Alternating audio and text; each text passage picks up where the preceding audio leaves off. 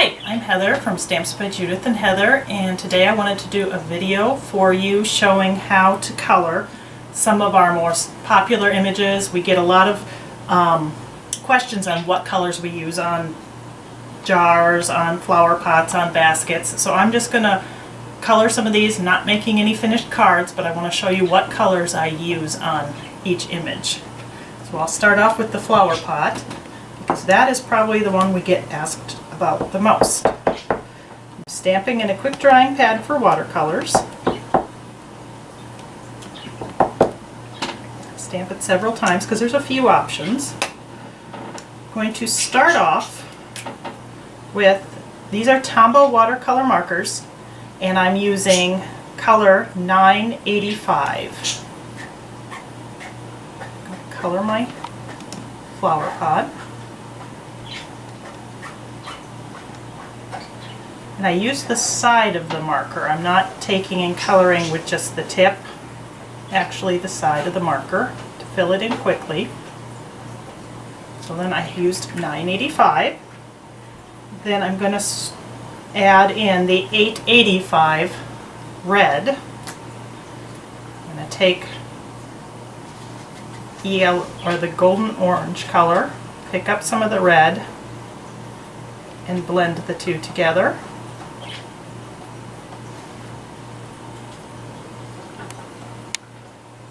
There's one version of the flower pot, so you have the orange and the red in that flower pot. The other options you can do if you want a little browner terracotta pot is 977. And pick up some of the deep brown.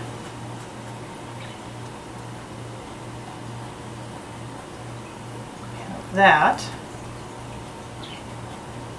Get a little more of a brown terracotta, so then you have your golden orange and your brown. And then you can change the tone. Again, this is 847. It's a little more of a purple red.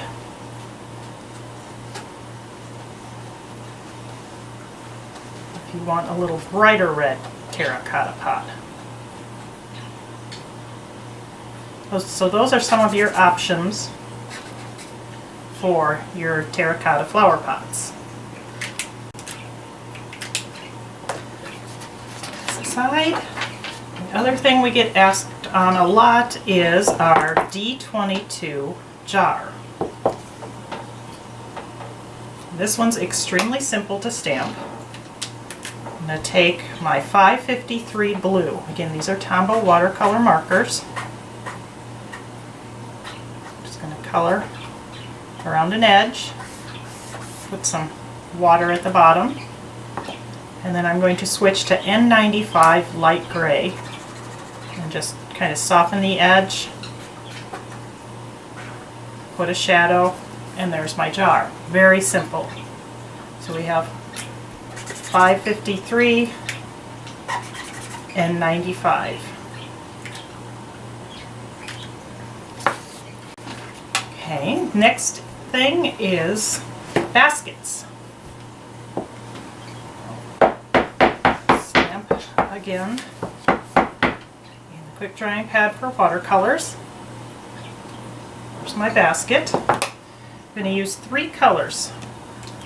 I'm going to use 942 brown, a 992 khaki, and a 977 dark brown. And you'll hear repeating of colors. I'm going to start off with the light, the 942 right there.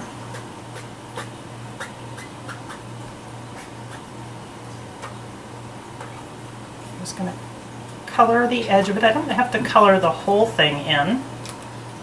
Then I'm going to switch to the 977, the dark brown. I'm going to pick up the color using my light brown as the paintbrush, dark brown as the paint, and build up the color.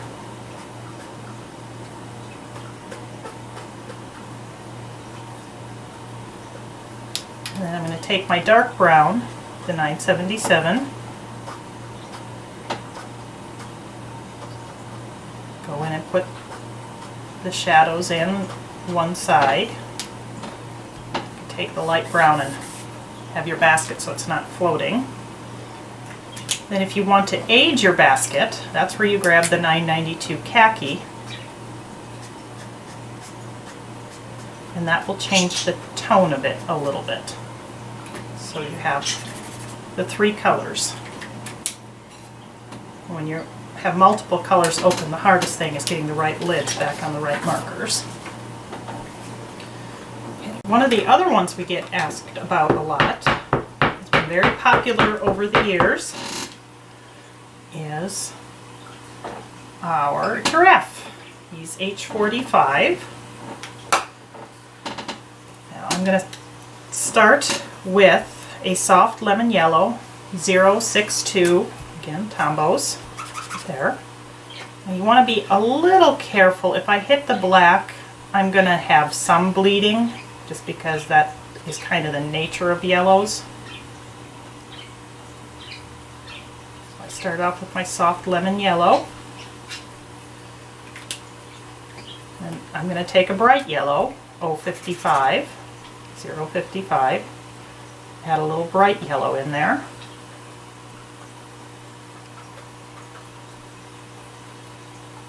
Then I'm going to go back to the 985, the golden orange. Set my bright, grab my lemon yellow and the golden orange, and pick up some of the golden orange with my lemon yellow. Give him a little bit of cheek on his face. That makes him seem alive.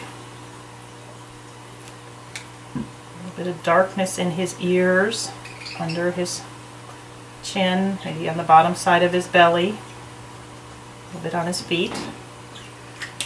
And then we want to make him pop a little bit, so here's the 942 brown for his little horns or nubs or whatever they are called on the top of the giraffe head. 977. You hear my birds chirping in the background. There's your giraffe. Another one is the colors we use for foliages. I'm just going to grab, this is a new stamp, an H276. It's a twiggy branch.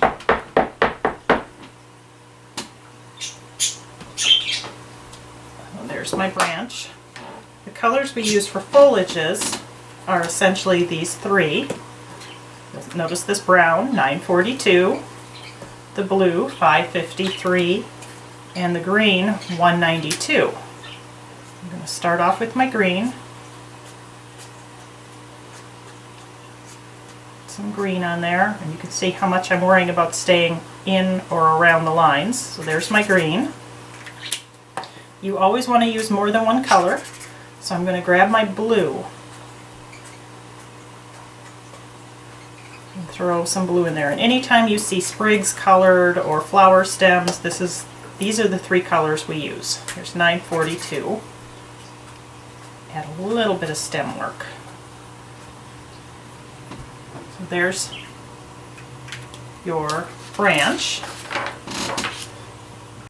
I want to color something that's gray tones.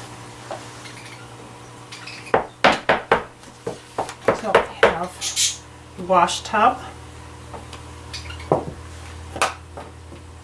Going to use 2 tones of gray, the N95 light gray and the N65 darker gray. I'm actually going to also use the 553 and then show you the 942 brown. But I'm going to start off with my light gray. Again, using the side of the marker, not the edge of it, not the tip. There's my light gray. Here is my dark gray. I'm going to tap my light gray to my dark gray and pull the color. That's how I get the shading. And I'm going to take my dark gray and add the shadows.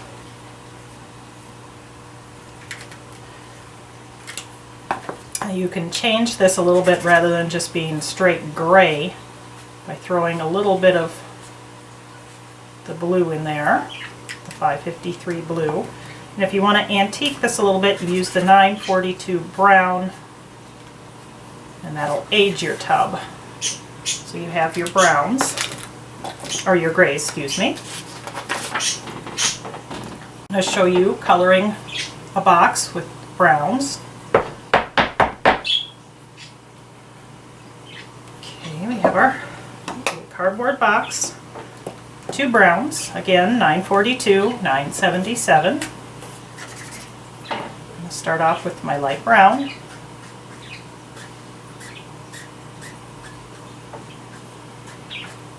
Color it all in with my light brown.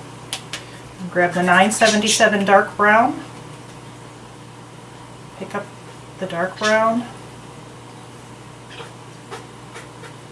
Pull the colors across.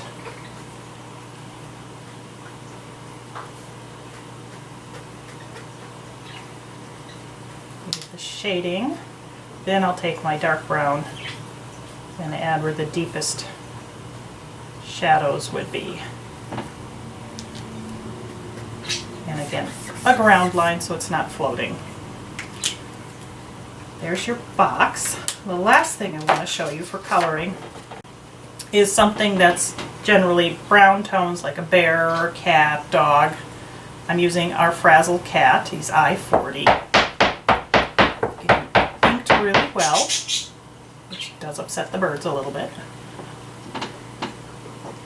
So I have my frazzled cat, and I'm going to start off, well, I'm going to use the N95 gray, the 942 brown, 977 brown, 992 khaki, and the 761 pink. First thing I'm going to do, I'm going to start off with the pink, because anything that's alive, whether it's a bear, a dog, a cat, a bunny, frog, you want to give life, little blood flowing through them, some cheeks. So we put some pink on there. Then I'm going to start off with my light brown, the 942. I'm going to color him. I'm not going to try to get every little bit of him colored. It's okay to leave some white. And I'm coloring him fairly quickly. There's my light brown. I grab the 977 dark brown. Pick up the color,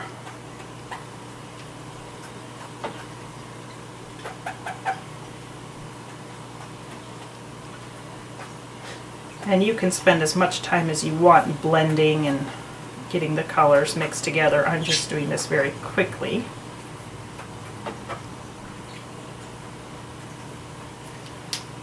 I take the dark brown, go in where under his belly, under his chin, maybe behind his ears.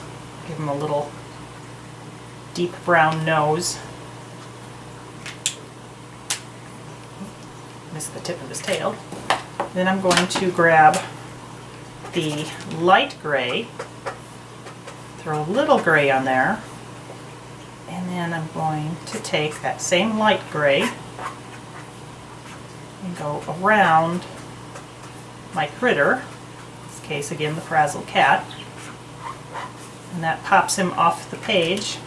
And if you want to change his tone a little bit, again, this is the 992 khaki, it'll just subtly change the tone. And I lost a little bit of my cheek in there, so I'm going to go back in and highlight his cheeks. But that gives you just some ideas on coloring with the Tombow Watercolor Markers and what colors we use. For lots of other ideas and tips and videos and card ideas, be sure to check out our website at www.stampsbyjudith.com. You can also check us out on Facebook for specials that are posted and other fun ideas.